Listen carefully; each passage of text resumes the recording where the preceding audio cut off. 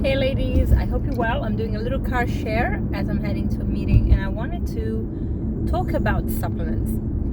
So there are many supplements that I personally recommend and take, and they become a little more important, especially as we age, and I think it's wonderful to pay attention to those. And I can mention those very quickly, some of those anyway. Iodine, which is actually for the general population, not just through our shifts in hormones. Most people don't get enough iodine. Iodine is really important for the thyroid, and selenium as well. Selenium you can get much easier from vegetables and fruit, especially if you eat a lot of veggies. But iodine you would have to get it specifically from like seaweed, and proper seaweed, actually, like kelp, and it's not readily available in many other things. But again, at trace levels. But of course, if we want to optimize our health, then a kelp-based iodine pill would actually be really, really helpful. So seaweed has really good iodine, and it's really important to get it in our body. Even omnivores are actually deficient in that. The other would be magnesium. As we age, magnesium becomes even more important because of hormonal shifts. Magnesium can really help with pain in our joints. It can help with sleep, which becomes increasingly important as we lose a little bit of progesterone, and sleep becomes a challenge. And then we have, of course, for even our gut mobility. So we want to make sure that we go to the bathroom every day, and magnesium really helps with bowel movements. So there are some, you can see those things are very important. B vitamins are super important as well. Folate, and not just in pregnancy, but actually even as you get older. B6. So those, I always like to get a complement, so everything, like a big B spectrum, basically. So you get all the B vitamins. Vitamin C, I wouldn't necessarily recommend vitamin C as a supplement, but if you have to really change your diet. Now, why am I speaking about supplements? There are many supplements that can support with perimenopause, which are brilliant, and actually my new website, you will find them there, as well as other wonderful products that I personally use. So there will be a blog as well where you can find the information as to why they're important, what's going on in the body, why your body needs them, and so on. But the reason I'm bringing it up is a lot of people, including my clients, tend to just think that getting a supplement in your body will make you not needing to eat a good diet, because you're like, well, I'm getting these nutrients from supplements.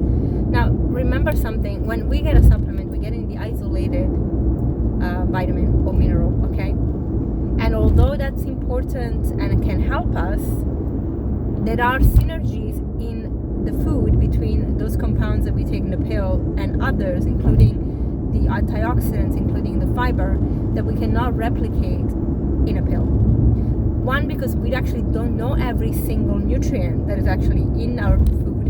We really don't know yet.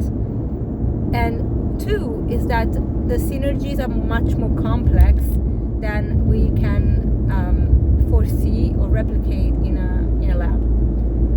Also, there is the part where a lot of the products out there in terms of vitamins and minerals are not actually regulated.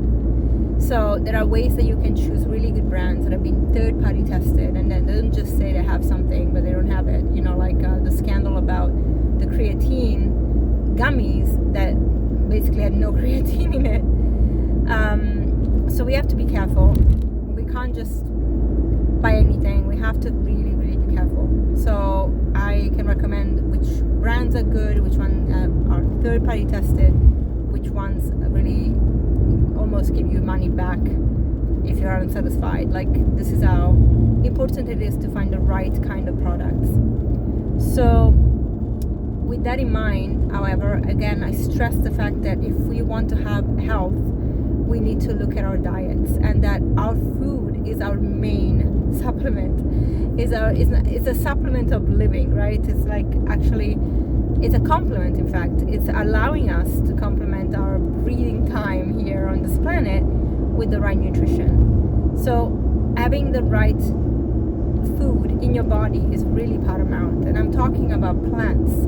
Now, of course, we can get into the debate of protein, which is really, really important. I always talk about protein for our aging time and from perimenopause even. And again, protein is something you can get from plants very easily. You don't need to get it from meat. That's a very outdated science that, was sponsored maybe by industry, or was just out of not knowing enough. I mean, we evolve in science. It's not the same, right? Thank God we have these beautiful discoveries. The problem is that when you have an industry that profited from something for the longest time, for them to let go of what has been always taught becomes a challenge. And dairy, for example, is a big example, a big one, because dairy has always pushed the fact that you need calcium, and you can only get it from dairy, and that it's high in protein, and you can get it from dairy and animal products, and you can't actually get it from your vegetables and pulses and all the things that you can put into your body and be healthy with. So they push their agenda big time, and I know mothers that literally cringe if the kid doesn't like milk, as if they're going to shrivel up and die, when actually, have you ever questioned why we as women don't breastfeed forever and just give our milk to other people? We only do it whilst we are mothers, and then we have our babies weaning off. So if nature wanted us to have milk, we would probably have it from our breasts continuously, and that's not the case. Animals are the same. They only make milk when they are pregnant. So then it begs for another question: is milk really, really good for us? Well, when I see women that maybe are scared of taking HRT because of cancer, but then they just down gallons of milk or ice cream, I have to really wonder, are we thinking about the consequences of IGF-1, for example, which is a growth hormone? And the fact that during pregnancy, your estrogen is super high, and you are worried about estrogen from soy, but you're okay drinking milk and dairy products where estrogen, real estrogen, truly gets to you, like it's in your face.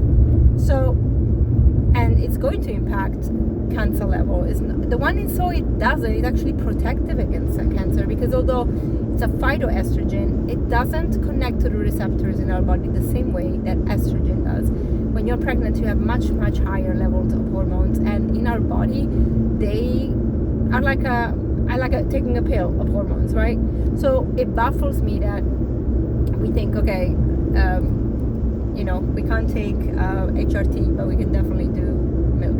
And if you're thinking, okay, well, then it's great. If I am in menopause and I drink milk, I get more of that. Well, again, it's not exactly the right kind of estrogen, and it comes with other things, including IGF-1, which we don't want, because we don't want anything to grow in our body. We've done the growing. It's about nourishing. So those are very important things to talk about. And please, please, please, don't just go buy any supplements and then think you're okay, and then eat a crappy diet. That's just not going to help you, and we have to really be mindful about this. So I wanted to actually share. Bye.